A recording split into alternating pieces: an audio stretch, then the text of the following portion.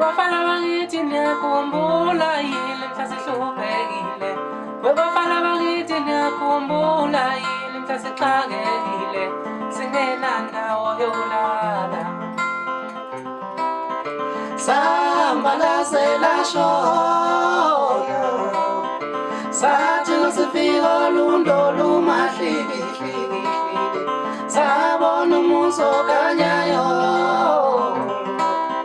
sabona umusi wothi lokolokolo sahamba sayokhuleka safika sabuza ukuthi la ekhaya kubabani bathi la ekhaya kukwamzolo sasesicela indawo yokulala sasesicela indawo yokubeka ikhanda nje base bethi khululekani base bethi khululekani. Ayi okwabiyela ayisuka amakhaza amadala madoda lezo inkathi. Hayi mukelo lapho ngasekhaya singena ngolaka namhlanje bafowethu. Yeah. Singena ngolaka namhlanje uyazi ke nawe sizokhuluma ngani uma singena ngaleli shoti.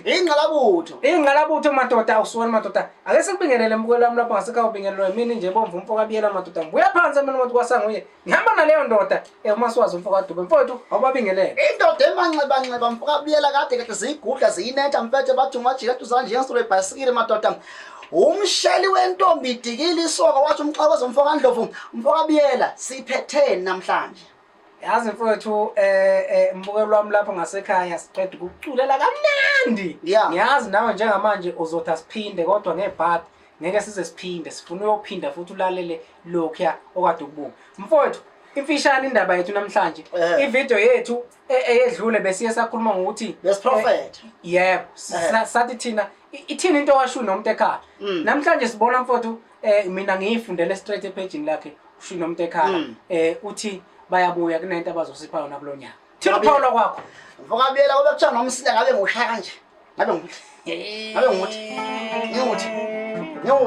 Kodwa mfoko abiyela kunje umsila awukodwa mfoko abiyela angicabanga ukuthi kiyo yonke nje mhlambe abalandeka amaskandi mfethu umuntu othanda umaskandi ayekho umuntu ongayijabulanga lento le uyizwa mfethu ukuthi iqembu elikhulu kangaka ushino umuntu ekhala iqembu elikade lalimaza kwalemala abantu abaningi mfethu mhla kuthiwa ushino umuntu ekhala abasekho nokuthi abasekho ngokusemhlabeni kodwa kuthiwa sebaxabene mhlambe ngeke sisakwazi ukubona iqembu ushino umuntu ekhala likhipha njengenjwayelo ngoba behlezi lenza eminyakeni endlule mfoko abiyela kodwa indaba ezimnandi emva kwakho konke lokho mfoko abiyela sizwa ushi ethi ikhona into